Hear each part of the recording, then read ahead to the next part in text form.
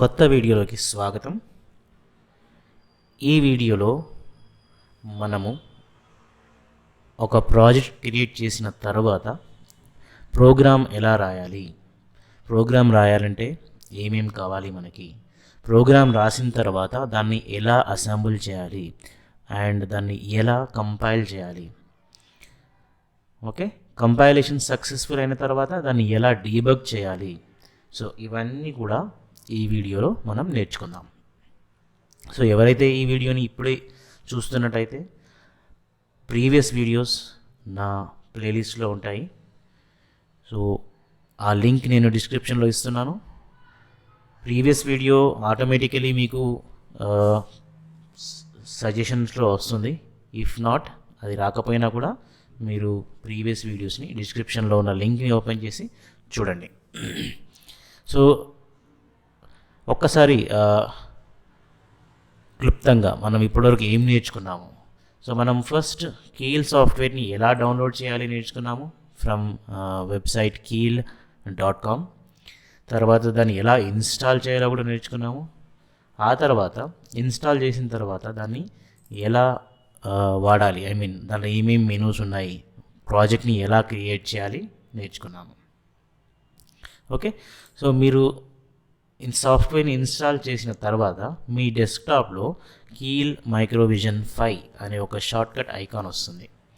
So ఆ ఐకాన్ని మీరు ఇలా డబుల్ క్లిక్ చేసినట్టయితే మీరు ఇంతకుముందు ఏ ప్రాజెక్ట్లో ఉన్నారో ఆ ప్రాజెక్ట్ ఆటోమేటికల్లీ ఓపెన్ అయిపోతుంది. చూడండి, అను 7 టార్గెట్ 1 సోర్స్ గ్రూప్ 1 అని వస్తుంది ఇక్కడ.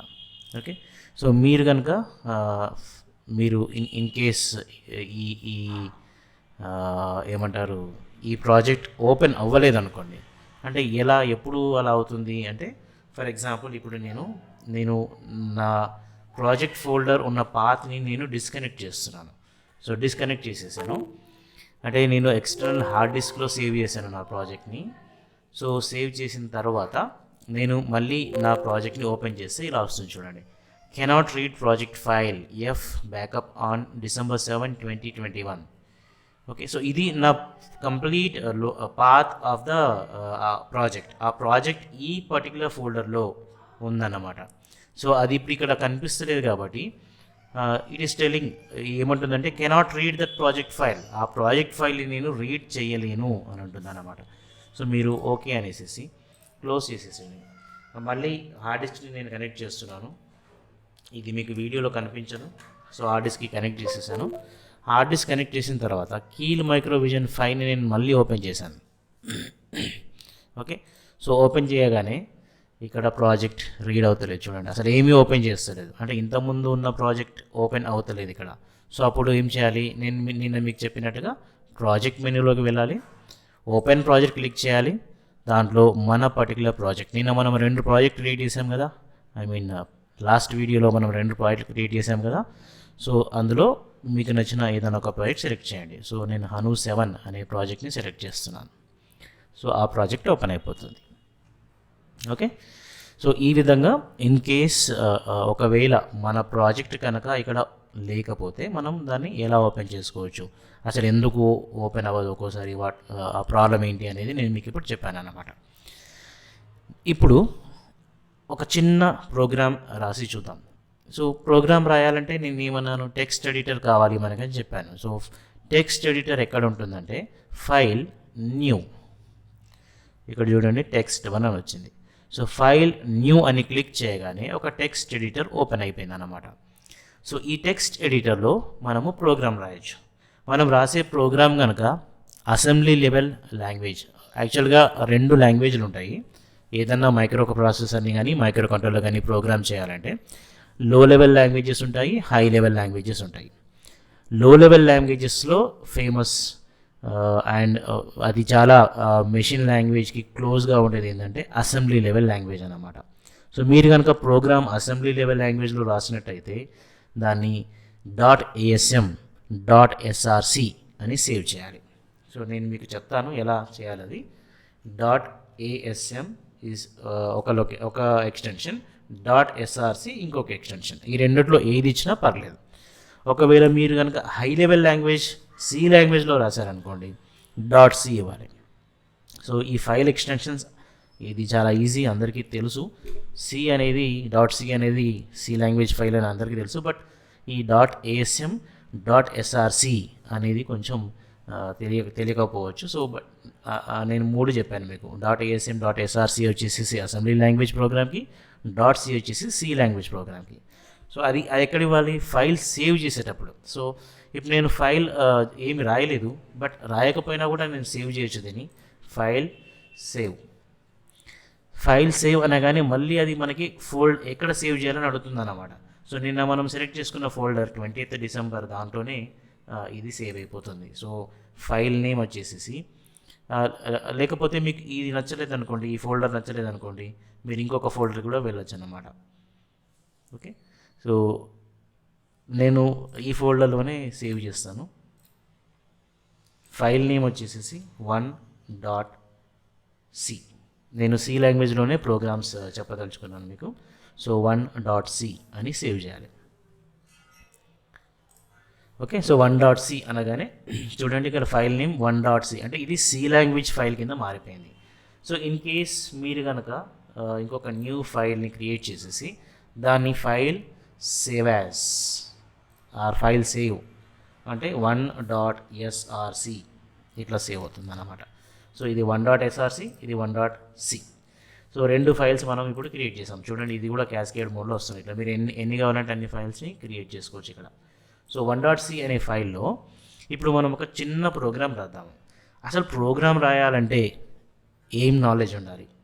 ఆ మైక్రో కంట్రోలర్ అసలు ఏంటి, ఆ మైక్రో కంట్రోలర్ థియరీ ఏంటి, ఆ మైక్రో కంట్రోలర్ సంబంధించిన ఇన్పుట్ అవుట్పుట్ డివైసెస్ ఏమేమి ఉన్నాయి, దానికి ఎంత మెమరీ ఉంది, అవన్నీ తెలుసుకోవాలి. అది నేను వేరే వీడియోస్లో అప్లోడ్ చేస్తున్నాను, వేరే ప్లేలిస్ట్లో ఆంగ్ల మాధ్యమంలో ఇంగ్లీష్లో నేను దాన్ని అప్లోడ్ చేస్తున్నాను. మీరు అక్కడ థియరీ నేర్చుకోవచ్చు దాంట్లో. సో ఇక్కడ కూడా క్లుప్తంగా నేను కొంచెం మీకు థియరీ కూడా చెప్తాను. బట్ డీటెయిల్గా కావాలంటే మాత్రం ఆల్రెడీ దేర్ ఇస్ అక్కడ ఒక ప్లేలిస్ట్ ఉంది నా ఛానల్లో 8051 ప్రోగ్రామింగ్ అని. దానిలో ఇవన్నీ ఇంగ్లీష్లో ఎక్స్ప్లెయిన్ చేయడం జరిగింది. మీరు కావాలంటే అది కూడా చూడొచ్చు. సో ఇక్కడ నేను మీకు చిన్న థియరీ చెప్తాను అన్నమాట. సో ఒక మైక్రో కంట్రోలర్ ఇప్పుడు మనము 8051ని ప్రోగ్రామ్ చేస్తున్నాం. సో 8051 అనే మైక్రో కంట్రోలర్ని మనం ప్రోగ్రామ్ చేయాలంటే అసలు దాని గురించి తెలుసుకోవాలి. అసలు 8051 అనే మైక్రో కంట్రోలర్ ఐసీ ఎలా ఉంది? మనం ప్రోగ్రామ్ చేసేది ఐసీని కదా, ఇంటిగ్రేటెడ్ సర్క్యూట్. మార్కెట్లో ఐసీ 55 రూపీస్కి అవైలబుల్ ఉంటుంది 8051, depending upon the type of 8051. మనము 55 to 100 రూపీస్లో ఒక మైక్రో కంట్రోలర్ కొనుక్కొచ్చుకోవచ్చు. సో దానికి టోటల్ 40 పిన్స్ ఉంటాయి. ఓకే, సో ఆ 40 పిన్స్లో మనకు వచ్చేసేసి 32 ఇన్పుట్ అవుట్పుట్ లైన్స్ ఉంటాయి. 32 అనేటివి ఇన్పుట్ అవుట్పుట్ లైన్స్. యాక్చువల్గా మైక్రో ప్రాసెసర్కి మైక్రో కంట్రోలర్కి ఉన్న తేడా ఏంటంటే మైక్రో ప్రాసెసర్కి ఇన్పుట్ అవుట్పుట్ డివైసెస్ ఉండవు, మెమరీ కూడా ఉండదు, మనము ఎక్స్టర్నల్గా కనెక్ట్ చేయాలి. కానీ ఇక్కడ మైక్రో కంట్రోలర్కి మాత్రం అవి ఆల్రెడీ ఇన్బిల్ట్ అయి ఉంటాయి. అందుకే దాన్ని సిస్టమ్ ఆన్ చిప్ అంటారు, ఎస్ఓసి అంటారు, సిస్టమ్ ఆన్ చిప్. సో ఈ 32 ఇన్పుట్ అవుట్పుట్ లైన్స్, ఆ 40 పిన్స్ ఏదైతే ఉన్నాయో వాటిలో ఈ 32 ఇన్పుట్ అవుట్పుట్ లైన్స్ కూడా ఒక భాగమే.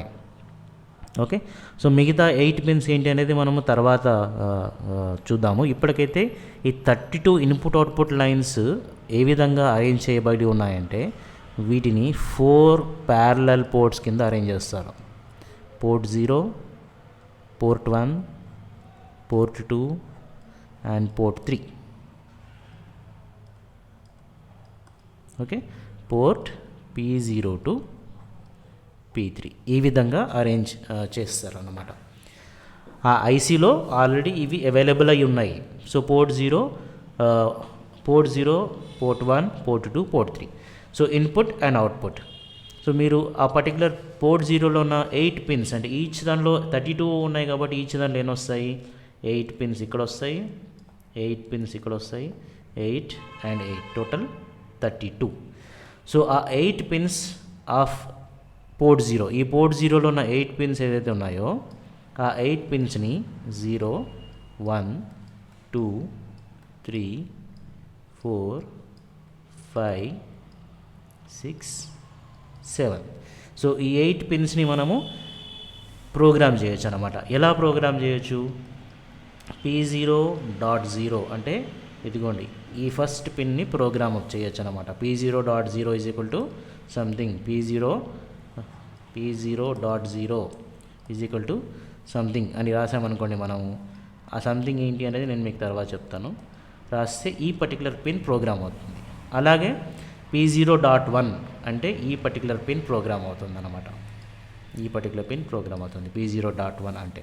అండ్ P0.2 అంటేనేమో ఈ పర్టికులర్ పిన్ ప్రోగ్రామ్ అవుతుంది. అలాగే so on P0.7. Okay, so ఈ విధంగా మనకి చిన్న థియరీ ఇది. ఏం చెప్తున్నాను ఇక్కడ అంటే 8051 మైక్రో కంట్రోలర్లో 32 ఇన్పుట్ అవుట్పుట్ లైన్స్ ఇన్బిల్ట్ అయి ఉన్నాయి. ఆ 32 ఇన్పుట్ అవుట్పుట్ లైన్స్ని 4 పోర్ట్స్ అంటే 4 పోర్ట్స్ లాగా అరేంజ్ చేశారు. వాటిని ప్యారలల్ పోర్ట్స్ అంటారు. ఓకే, ప్యారలల్ పోర్ట్స్ నేను ఇక్కడ రాస్తాను. Parallel ports P0 to P3. So each పోర్ట్లో 8 పిన్స్ ఉంటాయి. ఆ పోర్ట్ని మనము ఈ విధంగా యాక్సెస్ చేయొచ్చు అన్నమాట. అంటే ప్రోగ్రామ్ రాసేటప్పుడు ఇట్లా port 0.0 port 0.0 is equal to something అని రాయొచ్చు. అలాగే పోర్ట్ 1 కూడా, పోర్ట్ 1కి కూడా 8 పిన్స్ ఉంటాయి. ఆల్ 8 పిన్స్ మీరు P1.0 P1.1 so on up to P1.7 is equal to something అని రాసేయచ్చు. ఓకే, సో ఈ చిన్న నాలెడ్జ్తో మనము మన సాఫ్ట్వేర్కి వెళ్ళిపోదాం, కీల్ సాఫ్ట్వేర్కి. సో ఇక్కడ సి లాంగ్వేజ్లో నేను ఒక ప్రోగ్రామ్ ఇప్పుడు రాయాలనుకుంటున్నాను. సో ఎలా రాస్తాను?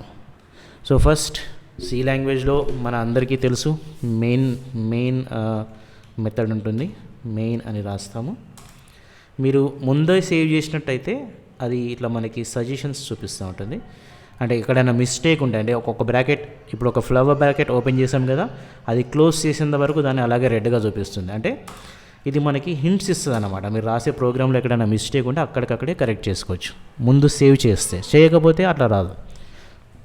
సో మెయిన్ మెథడ్ ఓపెన్ చేశాను నేను. సో ఇందాక చెప్పినట్టుగా P1 is equal to, okay, so డైరెక్ట్గా మీరు ఒక పర్టికులర్ పోర్ట్ని, ఇందాక చెప్పినట్టుగా ఈ పర్టికులర్ పోర్ట్ని కంప్లీట్గా ప్రోగ్రామ్ చేయొచ్చు. ఎలా? P0 ఈజ్ ఈక్వల్ టు ఇలా ఇంతకుముందు చెప్పినట్టుగా P0.0 P0.0 కాకుండా డైరెక్ట్గా P0 is equal to something అని రాసేయచ్చు. ఇక్కడ కూడా డైరెక్ట్గా P1 is equal to something అని రాసేయచ్చు అనమాట. సో దాన్ని బైట్ అడ్రసిబిలిటీ అంటారు. నేను తర్వాత చెప్తాను మీకు అది. సో ఇప్పటికైతే మీరు ఇక్కడ ఒకటి గుర్తుపెట్టుకోండి. ఫస్ట్ మనము పోర్ట్ 0తో స్టార్ట్ చేద్దాము. Port 0.0 is equal to some value ఇస్తాను, 1 అని ఇస్తాను. Okay, semicolon. మీకు తెలుసు సి లాంగ్వేజ్లో ఎవ్రీ స్టేట్మెంట్ని మనము టర్మినేట్ చేయాలి సెమికాలన్ పెట్టేసి. అలాగే ఇంకొక వాల్యూ ఇస్తాను, P1 is equal to 0x01. Okay, so ఇక్కడ నేను ఫస్ట్ దాంట్లోనేమో నంబర్ని డైరెక్ట్గా ఇచ్చాను. సెకండ్ స్టేట్మెంట్లో ఇక్కడ చూడండి, సెకండ్ స్టేట్మెంట్లో P1ని క్యాపిటల్గా పెట్టాను, Pని క్యాపిటల్గా పెట్టాను, ఇంతకుముందు దాంట్లో Pని స్మాల్గా పెట్టాను. అండ్ ఇక్కడ 0x01 అని రాశాను అన్నమాట. అంటే మనము ఏదన్నా ఒక వేరియబుల్కి నంబర్స్ పాస్ చేసే ముందు అది ఏ type of number, bit or byte, డెసిమలా, హెక్సాడెసిమలా, అవన్నీ చూసుకొని ఇవ్వాలన్నమాట. సో P1 అనేది కంప్లీట్ 8 బిట్, దాంట్లో 8 పిన్స్ ఉన్నాయి కాబట్టి నేను 8 ఇన్ఫర్మేషన్ అంటే 8 బిట్ డేటాని ఇస్తున్నాను అన్నమాట. ఇక్కడ ఆ 8 బిట్ డేటా ఏంటంటే 00000001. ఓకే, సో దాన్ని నేను హెక్సాడెసిమల్ ఫార్మాట్ 0x యొక్క మీనింగ్ ఏంటంటే ఈ నంబర్ 01 అనేది హెక్సాడెసిమల్ నంబర్ అని అర్థం. సో ఇక్కడ ఇక్కడ ఇక్కడ నేను మీకు చెప్తాను చూడండి. P1 is equal to 0x01 అని రాస్తే దాని మీనింగ్ ఏంటంటే P1 అనే పోర్టులోకి ఈ నంబర్ వెళ్ళిపోతుంది 0000 ఫస్ట్ డిజిట్, సెకండ్ డిజిట్కి 0001. ఇవి నంబర్ సిస్టంలో మీరు ఆల్రెడీ నేర్చుకుని ఉంటారు. హెక్సాడెసిమల్ ఫార్మాట్, ఇది hexadecimal number. So first digit is 0001, next 4 digits వచ్చేసేసి 0000. సో ఇట్లా రాయడం వల్ల ఎట్ ఏ టైం 8 పిన్స్ని మీరు ప్రోగ్రామ్ చేసేసారు. దాంట్లో కొన్ని జీరోలు ఉన్నాయి, ఒకటి 1 ఉంది. ఇంకొక దాంట్లో ఇలా ఏమి ఇచ్చాను నేను, P0.0 is equal to just 1 అని ఇచ్చాను, అంటే ఆ పర్టికులర్ పిన్కి మాత్రమే అన్నమాట. సో అది జస్ట్ ఒక బైనరీ నంబర్ లాగానే తీసేసుకుంటుంది. ఇక్కడ ఎలాగైతే 0 అని 1 ఇచ్చామో ఇక్కడ 1 ఇచ్చాను అనమాట. సో ఇట్లా మీరు 2 రకాలుగా ప్రోగ్రామ్ చేయొచ్చు. సో ఇది బేసిక్ ఇనీషియల్ స్టేజ్, మీరు ఇప్పుడే వరీ అవ్వాల్సిన అవసరం లేదు. రాను రాను మీరే పర్ఫెక్ట్గా ప్రోగ్రామ్ చేయగలిగే స్టేజ్కి వస్తారు. సో ఇక్కడ నేను ఇంటెన్షనలీ ఒకదాని క్యాపిటల్ ఒకదాని స్మాల్ ఎందుకు ఇచ్చాను అంటే, నేను మీకు ఒక ఎర్రర్ చూపించదలుచుకున్నాను ఇక్కడ. ఆ ఎర్రర్ ఎందుకు వస్తుంది అనేది మీకు అర్థం అవ్వాలని. సో ఇప్పుడు మనం ఈ ప్రోగ్రామ్ని సేవ్ చేద్దాం. File, save. ఇంతకుముందే సేవ్ చేసాం కదా సార్, మళ్ళీ ఎందుకు సేవ్ చేయడం అంటారా? సో అంటే మనం ఏదైనా రాసినప్పుడు ఇక్కడ స్టార్ వచ్చింది చూసారా, ఆ స్టార్ అంటే మీనింగ్ ఏంటంటే ఇంకా ఫైల్ని సేవ్ చేయండి అని అర్థం. రాసిన ప్రోగ్రామ్ని కూడా మొత్తం సేవ్ చేయండి. సో సేవ్ చేసిన తర్వాత ఇది ఎక్కడుంది, సో అండ్ సో ఫోల్డర్లో ఉంది, కానీ దాన్ని మనము ఈ సోర్స్ గ్రూప్లోకి తీసుకురావాలి. ప్రాజెక్ట్ అను 7లో ఉన్న టార్గెట్ 1లో ఉన్న సోర్స్ గ్రూప్లోకి తీసుకురావాలన్నమాట. సో దాంట్లోకి తీసుకురావడానికి double click on the source group. Okay, and ఇక్కడ 1.c అని కనిపిస్తుంది చూసారా, 1.c. మీరు కనుక ఇక్కడ ఆల్ ఫైల్స్ అని పెడితే 1.src కూడా చూపిస్తుంది, 1.src కూడా ఉంది. ఓకే, సో 1.c మనకు కావాలి. Add, close. ఒకటేసారి క్లిక్ చేయండి యాడ్. ఇక్కడ ఆల్రెడీ ఫైల్ వచ్చేస్తుంది చూడండి, సోర్స్ గ్రూప్లో 1.c వచ్చేసింది. ఓకే, ఇప్పుడు ఈ ఫైల్ని మనము అసెంబుల్ చేయాలి అండ్ కంపైల్ చేయాలి. సో అది ఆటోమేటికల్లీ ఈ ప్రాజెక్ట్ అనే ఫోల్డర్లో ఒక ఆప్షన్ ఉంటుంది, బిల్డ్ టార్గెట్ అని. ఓకే, సో వన్స్ మీరు దాన్ని కనుక బిల్డ్ టార్గెట్ అని క్లిక్ చేశారనుకోండి, కొన్ని సిరీస్ ఆఫ్ యాక్షన్స్ జరిగిపోతాయి. అవి ఏంటి అనేది మీరు ఇక్కడ ఈ అవుట్పుట్ అనేది చూసారా, అవుట్పుట్ విండో కింద బిల్డ్ అవుట్పుట్. సో దాంట్లో మీకు చూపిస్తుంది. మీరు జస్ట్ ఇక్కడ ఈ ఏరియాలో ఫోకస్ చేయండి. నేను అది క్లిక్ చేయగానే, సో ప్రాజెక్ట్ బిల్డ్ టార్గెట్ అనగానే చూడండి, స్టార్టెడ్ ప్రాజెక్ట్ టార్గెట్. ఓకే, నేను ఏం స్టెప్స్ వచ్చినాయి చెప్తాను మీకు ఇక్కడ. Build target started, project name is Hanu 7, target name is target 1, compiling 1.c, compilation process start చేసింది. కంపైల్ చేసిన తర్వాత ఇక్కడ ఏముంటుంది, థర్డ్ లైన్లో 1 2 3, ఇది థర్డ్ లైన్లో P0 అనేది నాకు తెలియదు, అన్డిఫైన్డ్ ఐడెంటిఫైయర్ అని ఉంటుంది. అండ్ అట్లాగే ఫోర్త్ లైన్లో కూడా సింటాక్స్ ఎర్రర్ .0 ఇక్కడ. Okay, syntax error expected semicolon అని కూడా ఉంటుంది సేమ్ థర్డ్ లైన్లో. అండ్ ఫోర్త్ లైన్లో P1 అంటే కూడా నాకు తెలియదు, స్మాల్ p పెట్టినా క్యాపిటల్ P పెట్టినా కూడా system is telling that I don't know, అంటే నాకు అవి తెలీదు అని చెప్తుంది. అంటే దీని ఉద్దేశం ఏంటంటే కొన్ని డిఫైన్ చేయడం మనము మర్చిపోయాం. సో అది ఆ డెఫినేషన్స్ అన్నీ హెడర్ ఫైల్స్లో ఉంటాయి. #include, ఓకే, reg51.h మనకు ఒక హెడర్ ఫైల్ ఉందండి. 8051ని మీరు ప్రోగ్రామ్ చేసినట్టయితే ఈ హెడర్ ఫైల్ని కంపల్సరీగా ఇంక్లూడ్ చేయాలి. అది ఇంక్లూడ్ చేస్తే ఆటోమేటికలీ ఈ P1 పోర్ట్స్ ఉన్నాయి చూసారా, P0, P1, P2, P3 అవి ఆటోమేటికలీ ఐడెంటిఫై అయిపోతాయి. ఇప్పుడు మళ్ళీ ఒకసారి కంపైల్ చేసి చూద్దాము. ఇక్కడ ఉంటుంది బిల్డ్ టార్గెట్ షార్ట్కట్. మీరు ప్రతిసారి ప్రాజెక్ట్ బిల్డ్ టార్గెట్ అని ఇక్కడ వెళ్ళాల్సిన అవసరం లేదు, ఇక్కడ ఆల్రెడీ షార్ట్కట్ ఉంటుంది. లేదా F7 క్లిక్ చేసినా కూడా అయిపోతుంది అన్నమాట, సేమ్ ప్రాసెస్ అవుతుంది. సో ఇప్పుడు కూడా నేను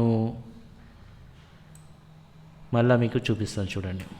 line compiling 1.c P0 undefined identifier. ఈసారి మనకి P1 రాలేదు, ఓన్లీ P0 మాత్రమే వచ్చింది. సో దాని ఉద్దేశం ఏంటంటే ఈ హెడర్ ఫైల్లో ఏదైతే హెడర్ ఫైల్ ఉందో ఆ హెడర్ ఫైల్లో పోర్ట్స్ అన్నీ క్యాపిటల్ Pలోనే రాశారు. సో మనం క్యాపిటల్ Pనే వాడాలి. అండ్ ఇక్కడ ఇది 0, ఓకే, P0.0 మనం ఓ ఇచ్చాము. So 0.0, okay. P0 P0.0 is equal to 1. ఇప్పుడు మళ్ళీ కంపైల్ చేస్తున్నాం, ఓకే. సో ఇది మళ్ళీ సేమ్ ఎర్రర్ ఇస్తుంది, ఇదే ప్లేస్లో ఇస్తుంది error. P0.0 is equal to 1 అని ఉంటుంది అన్నమాట. అంటే ఇక్కడ స్టిల్ ఇది ఏంటంటే ప్రాబ్లం, ఈ .0 సింటాక్స్ ఎర్రర్ నియర్ .0 ఎక్స్పెక్టెడ్ అని ఉంటుంది. అంటే ఆల్రెడీ మనం ఇక్కడ సెమికోలన్ ఇచ్చాము.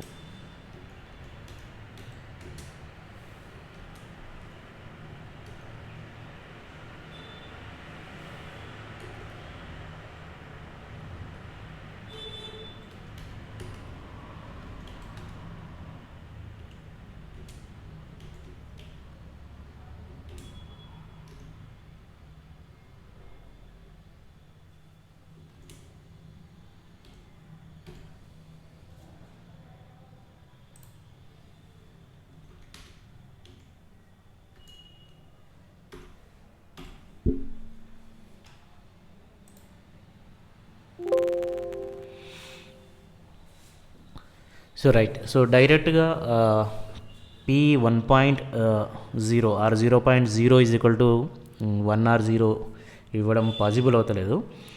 సో ఇన్స్టెడ్ ఆఫ్ దట్ మనం ఇంకొక వేరే ఆప్షన్ ఏంటంటే SBIT అనే కీవర్డ్ని వాడేసి, యాక్చువల్లీ ఇది నెక్స్ట్ లెవెల్ కమింగ్ సెషన్స్లో మీకు ఇంట్రొడ్యూస్ చేయాలి వాట్ ఈజ్ SBIT అనేది. ఇప్పుడే దాని అవసరం వచ్చింది. సో SBIT అంటే ఏంటంటే బిట్ అడ్రసబిలిటీ. ఇందాక చెప్పాను కదా, కంప్లీట్ బైట్ని ఎట్ ఏ టైం ప్రోగ్రామ్ చేయాలంటే ఏం చేయాలి, డైరెక్ట్గా P1 is equal to 0x01 అని రాసేయడం, లేదా 0x02 03 so on up to FF, maximum value FF అన్నమాట ఇక్కడ. So P1 is equal to ఒక హెక్సాడెసిమల్ నెంబర్ 8-bit నెంబర్ ఇచ్చేసేయాలి ఇక్కడ. అది బైట్ అడ్రసబిలిటీ, 8-bit నెంబర్ ఇస్తున్నాం కాబట్టి. బిట్ అడ్రసబిలిటీ చేయాలంటే SBIT అనే కీవర్డ్ని వాడి దానికి ఒక పర్టికులర్ నేమ్ ఇవ్వాలి. ఆ పర్టికులర్ ఇప్పుడు నేనైతే ఏం చేశానంటే పిన్ 1 అన్నాను. మనం LED కనెక్ట్ చేస్తే LED1 అని రాయాలి, ఓకే. ఒకవేళ ఏదన్నా ఇన్పుట్ డివైస్ కనెక్ట్ చేస్తే IN1. సో అట్లా మన నచ్చిన నేమ్ రాసుకోవచ్చు ఇక్కడ. సో నేను SBIT అనే కీవర్డ్ని వాడి అది కలర్ చూడండి, వైడ్ అండ్ SBIT అండ్ ఈ నంబర్స్ ఒక కలర్లో వస్తున్నాయి. సో SBIT pin1 అనే వేరియబుల్ నేమ్ యూజ్ చేసుకొని అది దేనికి అసైన్ చేసాము, P0.0. ఇందాక మనం 0.0 అని రాసాం కదా, అట్లా క్యాప్ ఇవ్వాలి, పాయింట్ కాదు. సో 0.0 కాకుండా 0 అని పెట్టేయాలి. అంటే 0.0 అనే పిన్ని నేను pin1 అనే పేరుతో పిలుస్తాను. సో ప్రోగ్రాంలో రాసేసా డైరెక్ట్గా pin1 is equal to 0 and capital P1 is equal to 0x01. So మనం ఇక్కడ కంపైల్ చేసినట్టయితే మీరు చూడవచ్చు 0 errors 0 warnings, okay. So program size, data size something వచ్చేసినాయి ఇక్కడ, ఓకే.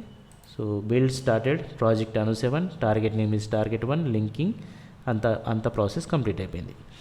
సో ఇప్పుడు మనకి ఎర్రర్స్ ఏమీ లేవు, మనం దీన్ని డీబగ్ చేద్దాం. సో డీబగ్ చేయాలంటే డీబగ్ మెనూలోకి వెళ్ళి స్టార్ట్ డీబగ్ సెషన్ చేయండి, ఓకే. ఇక్కడ ఒక వార్నింగ్ వస్తుంది, ఇది ఎవాల్యుయేషన్ మోడ్, దీన్ని కోడ్ సైజ్ 2K వరకే ఉంది, లిమిటేషన్ ఉందన్నమాట కోడ్ సైజ్.